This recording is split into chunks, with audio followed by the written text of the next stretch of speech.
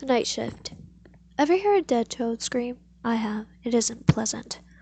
As I as a child, I grew up in the small town of Greenfield, Wisconsin. It was a small rural town full of friendly people and a thriving community. The one downside to Greenfield was that there was a number of kids that had been reported missing and often found dead within a week. Just last week, three little girls were found dead deep in the forest with their bodies in shreds. That has the town on high alert for a gruesome murderer. But that isn't what this is about. Along with the countless murders, Greenfield's past becomes even more dark. People believe that the paranormal roams this town in the dead of night, haunt the citizens, and drive them mad. This town has been considered one of the most haunted towns in America. My first encounter with the paranormal was sometime last summer. My family used to own a restaurant, and I would work late shifts to make sure that no one would break in and to satisfy late night customers. It all happened on that one night, July of 1983. It was a stormy night as I sat eagerly waiting my shift to end at 12 a.m. because that night was a particularly slow night. I was alone in the restaurant because my sister, who normally would work alongside me to this hour, was too sick to show up. I didn't mind. It was nice having the place to myself. Only problem was that it had an eerie silence when it was just me. It didn't normally bug me except on that night. Ever had that feeling where you feel like you're being watched constantly? That night I did. I felt an eerie presence among me as if somebody was watching me from the shadows. Eventually, I shook the feeling off and went to the back to make myself a midnight snack. I fired up the barbecue and put a frozen beef patty on it. I kept cooking until I heard the sound of chimes going at the door. It notified us if someone showed up. I went to the front desk to greet the customer and noticed nobody was there. The storm outside, however, became something fierce. I found it strange that nobody was there, but shrugged it off, thinking that I heard something. I returned to the kitchen to finish making my midnight burger, only to notice that I burnt it. I could have sworn I turned off the oven. I was known for my clumsy mistakes, but even I knew I turned it off.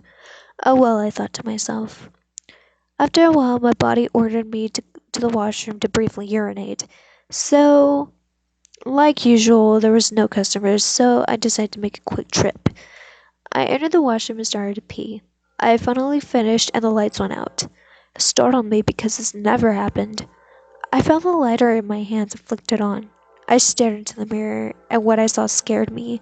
Looking at my reflection, I saw myself, and behind me was a small child with pure black eyes. Immediately, I turned around and saw nothing. I quickly dashed out of the washroom and into the main room. To my surprise, there was a customer there waiting at the front desk. I apologized and asked for his order. The man asked for medium fries and a cheeseburger. He then asked if he could borrow the phone, and I saw no problem with it. I handed him the phone and went to make his order. The clock currently read 10:49. I found it odd that someone would want a meal at this hour, but then thought he could have been on a long drive or vacation. I cooked his meal and walked out to give it to him. I didn't see him anywhere. I called out for him and noticed that there wasn't a car in sight. I then turned to see the phone resting on the desk. It started ringing. I wondered who would call at this hour. Finally answered. I immediately put the phone back down. What I heard sounded like 100 raspy voices, whispering my name over and over again. After hanging up, I looked down at the meal. Hunger started to tug at my mind. I still had a feeling that I was being watched, but thought it was due to my hunger. I was wrong. I eventually looked in the corner to see a black figure watching me. It looked like the silhouette of an 8-foot man. It watched me until, out of the corner of my eye, a child ran into the washroom. I was terrified at this point. I decided to investigate the washroom to see what was in there. I went over to the door and turned on the light, only to see a little girl crying. The girl was sitting in a crisscross position, facing me, her face in her hands. She wore a white gown and had pale skin. "Little girl, are you alright?" asked in a soft voice. "They're all dead," she responds. "Pardon?" "Their corpses on beneath, The well will suffer for eternity in a wretched hell, she recited multiple times. Suddenly the girl lifted her face up, still reciting her poem, revealing two pure black eyes. She started to smile, and multiple rotten fangs appeared. She started giggling a tiny bit, till it blew into a cackle. "They're all dead!" she screamed as her head tilted sideways and tears of blood fell from her eyes. At that moment a clawed hand covered my mouth, muffling my screams.